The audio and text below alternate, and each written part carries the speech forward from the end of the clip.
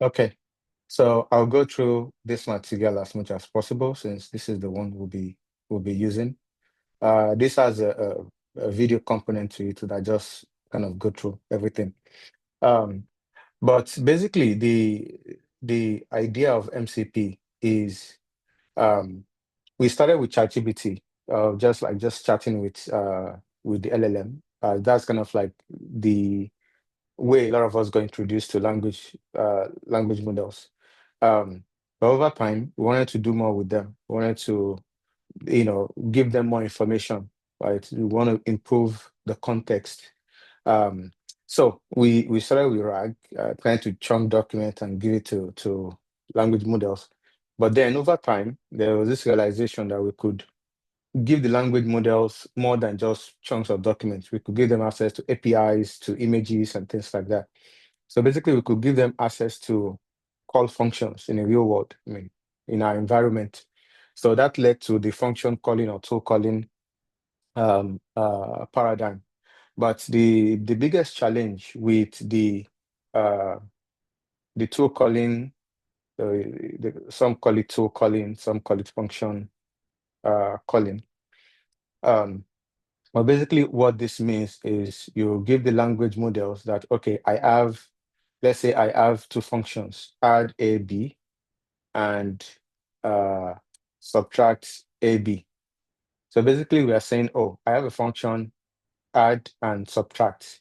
So you're basically asking the LLM to choose, to choose which function to call and what arguments to call it with. So this is basically what function calling is. So when the language model comes back, let's say in this case, it says, oh, use add, and the A is 1, the B is 3, then this is something that you're going to invoke the function itself, and then you get the actual result.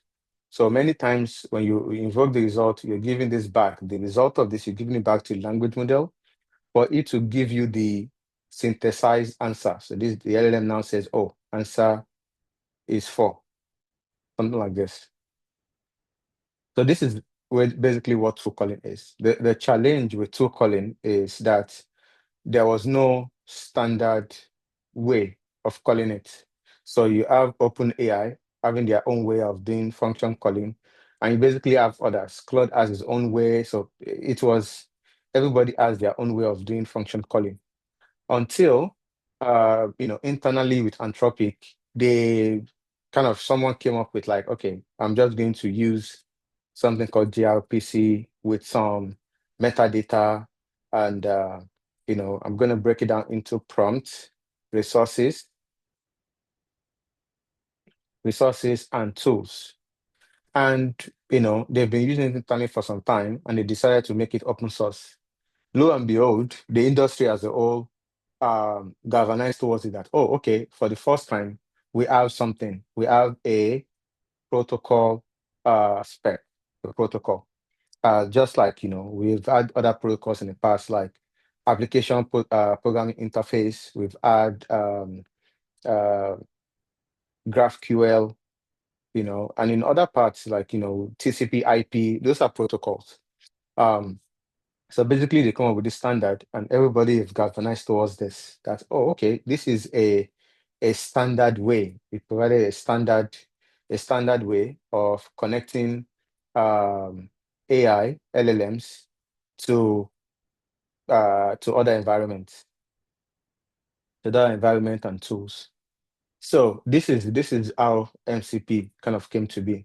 And over time, as you can see, it has become so much more. But basically, it still revolves around this part. There are other things that have been added to it.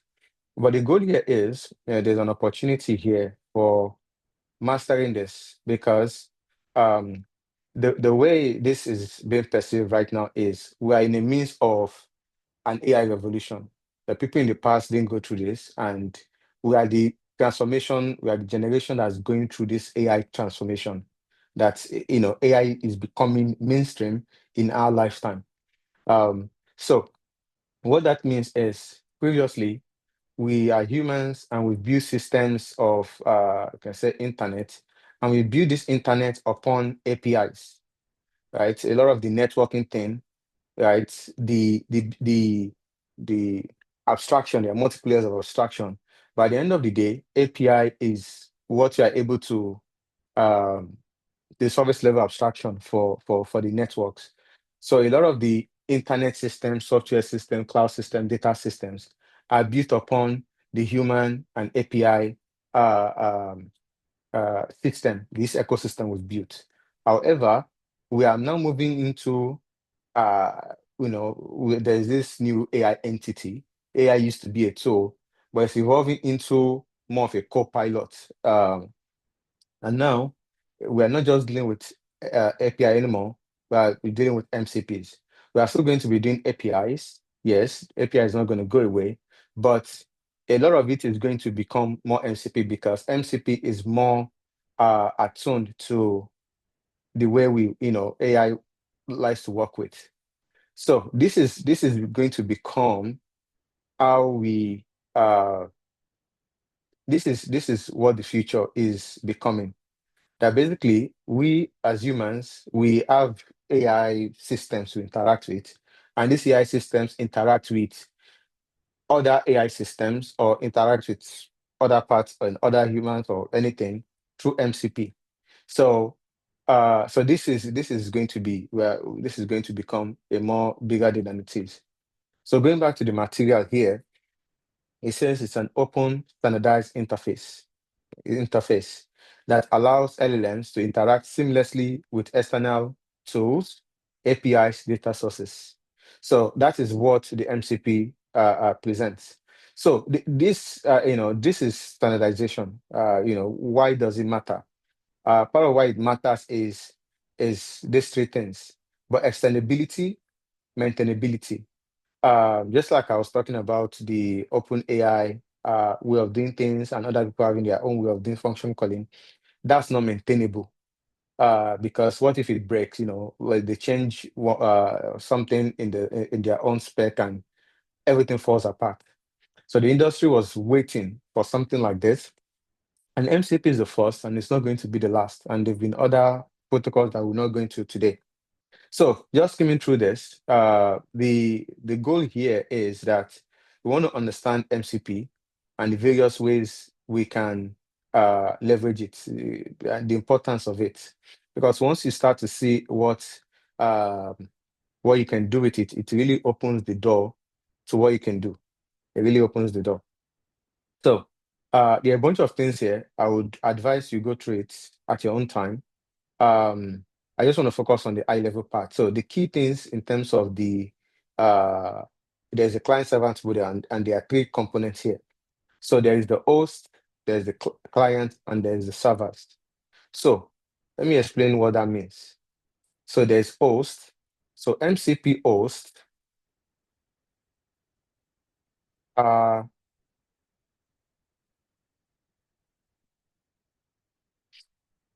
they are client systems. They are systems that host. That's why they're called hosts. They're host clients, basically. So, for instance, you have Claude Desktop, um, which other one? You have all this ID, Cursor, Claude Code, etc. Um, all of them are MCP hosts because they are able to host multiple MCP clients. And is this client, so you basically have one client connecting to one MCP server.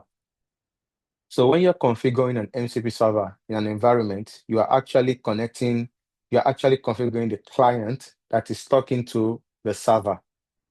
Um, so, based on how it's built, you could have, the simplest one is basically just have one-to-one. But there are also scenarios where you should be able to have one client to multiple servers.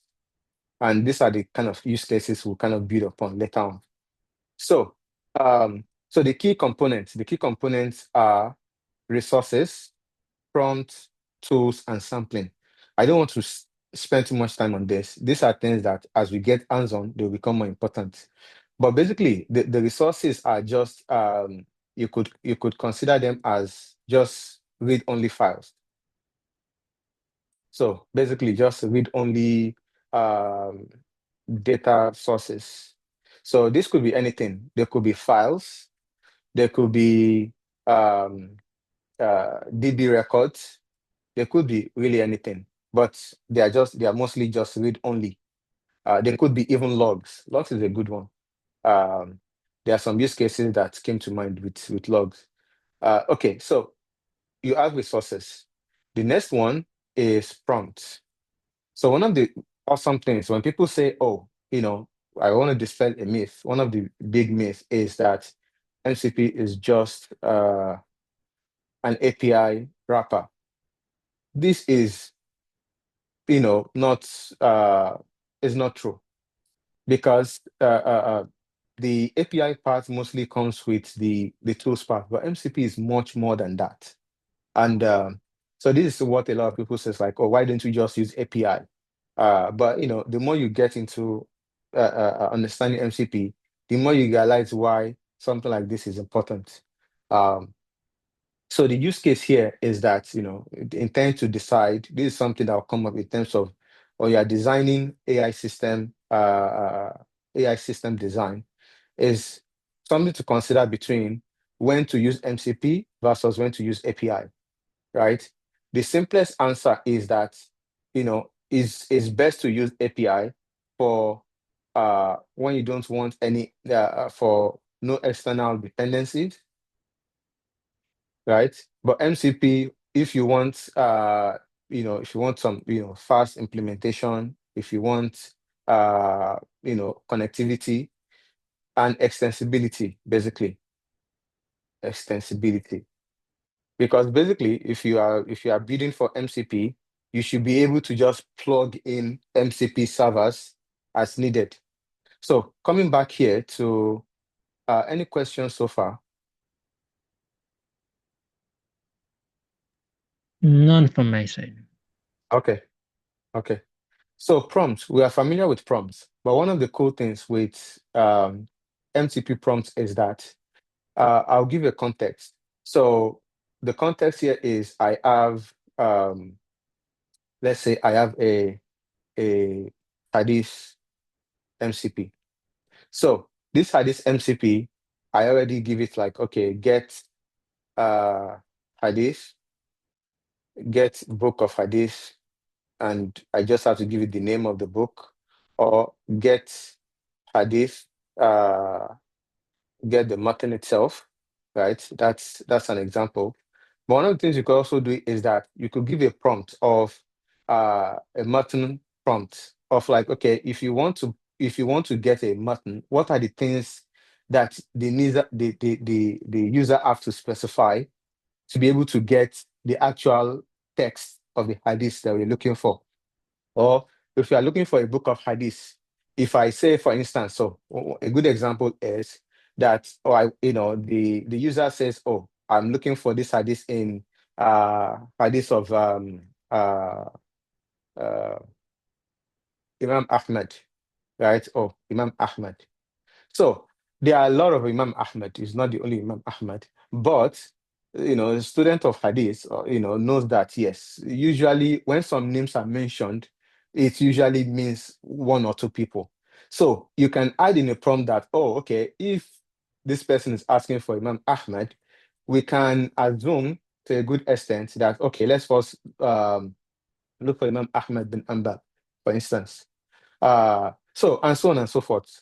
So if someone says, "Oh, hadith in Muslim," right? You can to a good extent say that that's Imam Muslim, and so on and so forth. So these are things you could add to the prompt, so that when the LLM is doing the function calling, it can give it the right name and so on. Oh, that makes sense. So the prompt is basically it's giving the LLM ways to call your system. Like you are the one who have designed your own tool. You're giving it the right information it needs to be able to use your tool properly.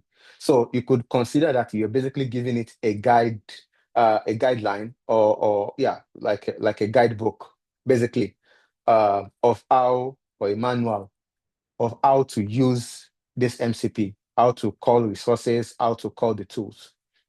So going back to tools, so tools, this is the one that's most common and most used. But tools is basically that you are giving the LLM access to actually call the tools. So just like I'm saying in this case that, okay, you can get the name of a book of hadith by the name of the person, or you can get a text by just knowing the name of the book and the chapter or the name of the number of the hadith itself. So the tools is basically how you invoke or take action in an environment. So this part is the most common. The part that's not too common is sampling. There is sampling, there is elicitation, and so on. We won't get into that today. Um, but yes, you can read in about it, and you can um, let me know if there's anything that doesn't make sense there. So you can try to go through the rest. To just kind of get more idea about it. So my advice is that I want this to be interactive. So I want you to, go through it, and whichever part is not clear, we can talk more about it. So this is an example. So I'll go through this example and move on to the next one, core concept. We might not touch any code today, but that's fine. The foundations are the most important thing. The foundations are important. So here you have a user, the user prompts the LLM, and the LLM has access to these two servers. So here, this LLM is basically an MCP host. So through this MCP client, there's an MCP client here talking to server A. So you can say there's client A on this side, and there's client B on this side. So, and the host, the LLM is part of the host, basically. So yeah, if that makes sense. So here in server A has these two has the two things.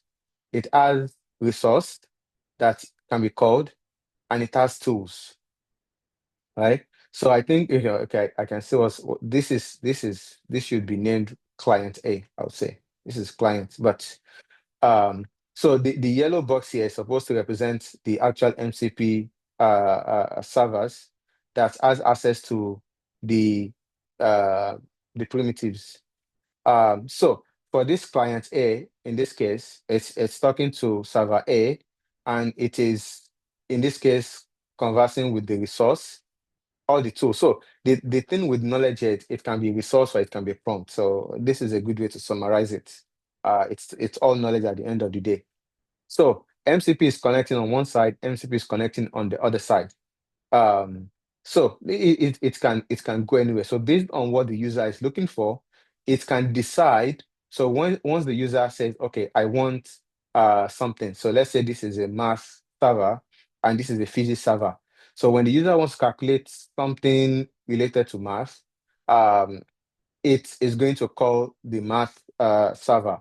And if it's not, it can go the other way. So this is just some concepts, and there's more there that we can go through.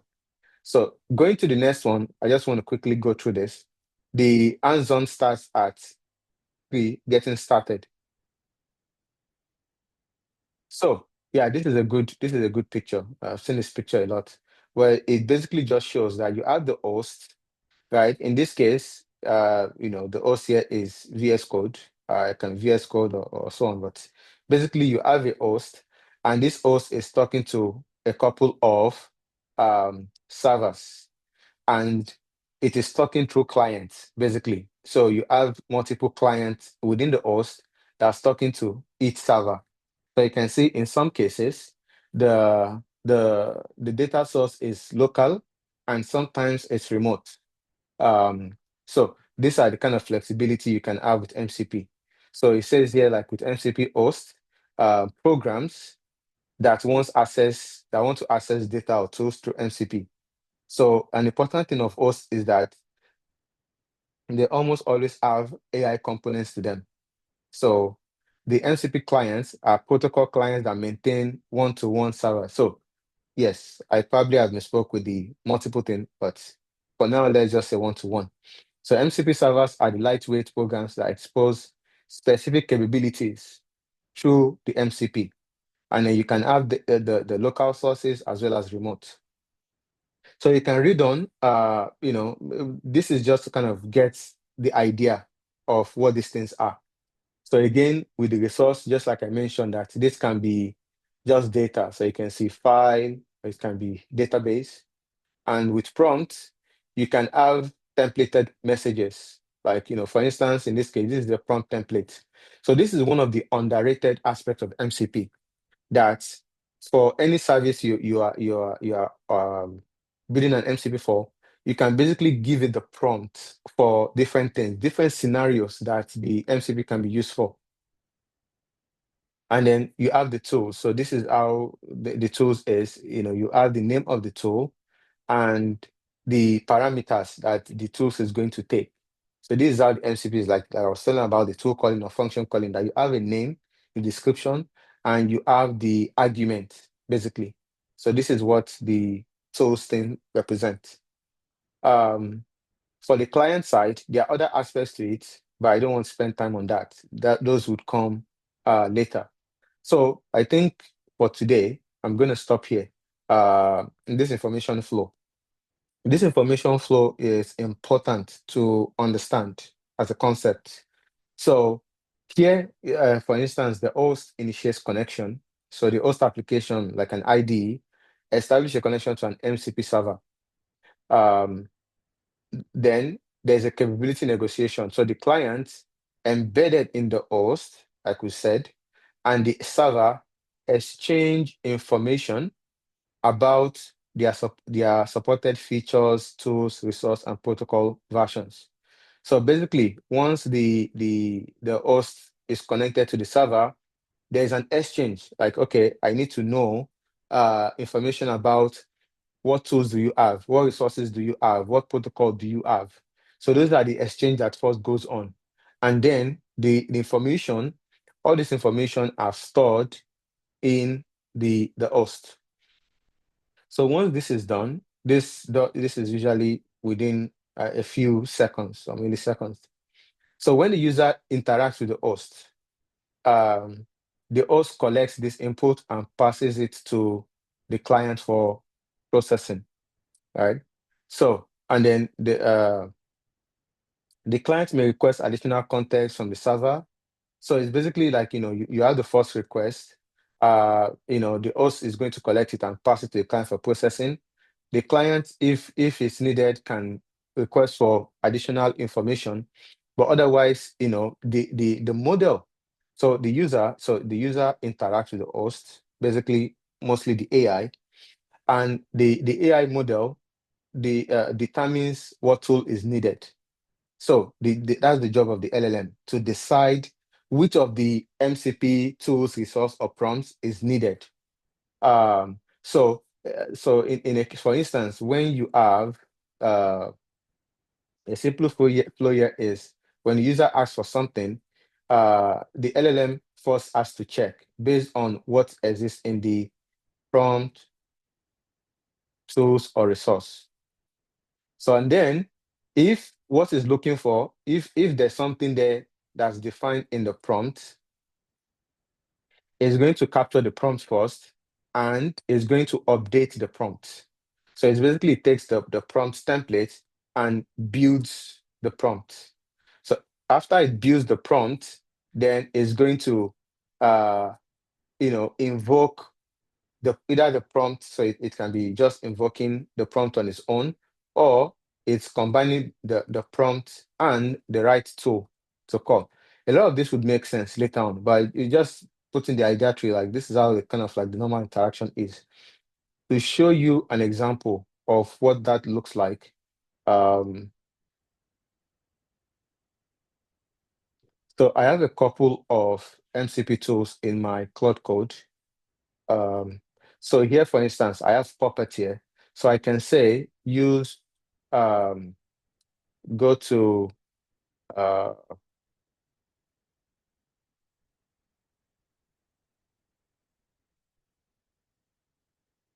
go to bbc.com and get the latest news. So if it can decide to use, so you can say, since so the first thing it does is it checks in the list of tools it has, it says that, okay, I have something I can use to navigate the web URL. And look at this. Here I said bbc.com, but it was able to translate that into the actual URL. Right? So this is what I'm saying. This is what function calling is. That it's calling the right. So this is the MCP server. This is the MCP tool, and this is the argument. So, and just like that, it's able to see what I'm asking for, and it's going to do a couple of other things. I'm not sure why this is not clickable. So the other one is taking screenshots. So you can see one command, it's doing multiple steps, right? It's doing multiple steps, and then it's going to come back and give me the outcome, right? So it's basically, you can see all of this interaction are MCP, all MCP. So first it identified the right MCP tool, and then the MCP server and the right tool, as well as the right argument. And when it gets there, so you can see it's not just a one-step thing, it's a multi-step. Then it took a screenshot to identify what I'm looking for, and then it's bringing back a summary. So this gives a good example of a full MCP flow. So yeah, this is yeah. So I'm gonna stop here for today. Any questions for the last 5 or so minutes?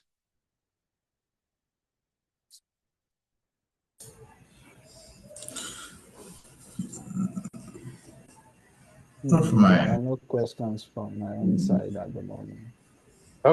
Okay. So what I'd recommend is that, so this is where, so from next session, we are really just going to get hands-on with the code. I want to start with the code today, but I realize it's important to kind of have some baseline, to have a good place to start from. So this is where everything starts in place. So I'll just do a quick review here. Um, so, if you have VS Code, I'll recommend using VS Code for this, as it has some inbuilt support, or you can use Cursor. Cursor is based on VS Code, so you should be fine. What I want you to do for the next session is, I'm planning that should be Saturday or Sunday, we'll see. But I want you to kind of go through this first session, read through what is being asked, and see if you can set up the environment. Um, so just to give you a quick overview, so this is what a basic MCP server looks like. I'll just quickly go through it. So you have the SDK, and it pulls in the server tool and resource. And in this case, it's only pulling the resource. But basically, you have the imports on this line.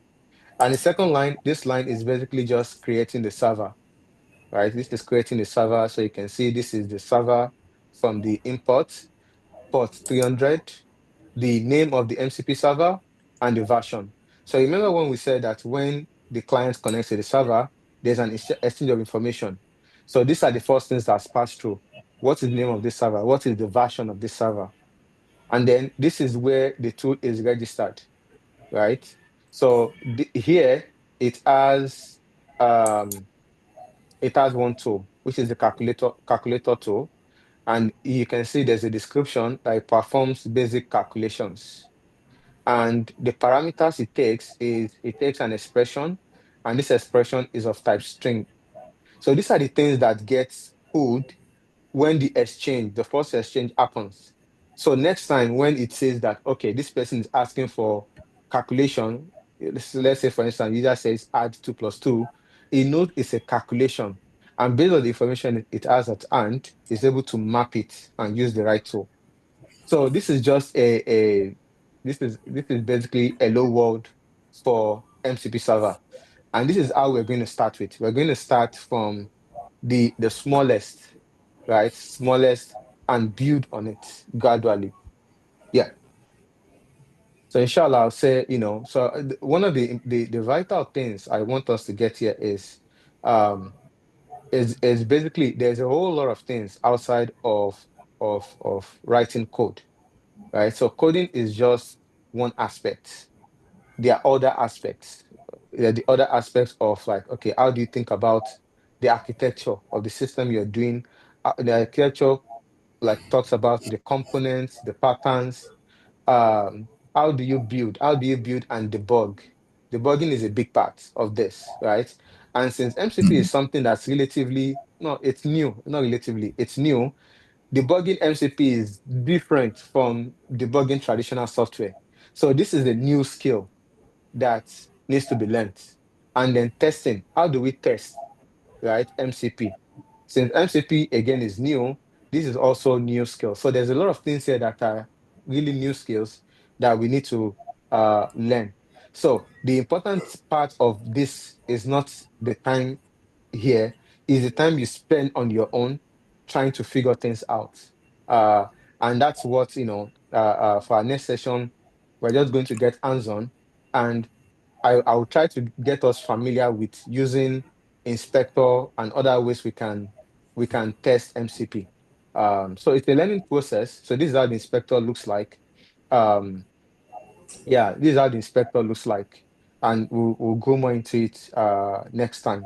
But I would appreciate, and the best way for me is that you try to do it yourself. You try to get ahead and experience all the failure modes, because what's going to separate, the way you build skills is you try something, you fail at it, you learn from it, and then you iterate. You go back to trying again.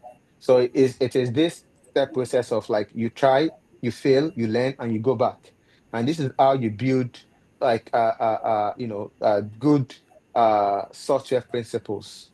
Basically, you build principles, and from the principles, you are able to develop the processes. You develop good processes, right? Like, okay, how can I improve my, if you're using code, we're going to be using AI to be coding this.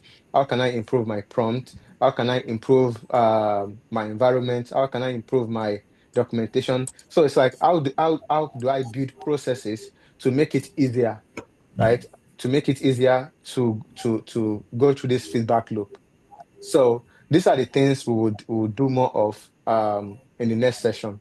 We'll try to be more hands-on, and we're gonna spend time trying to debug. Um, inshallah. Now, any Inshallah. questions? Jazakumullah. Yeah, come. Mm.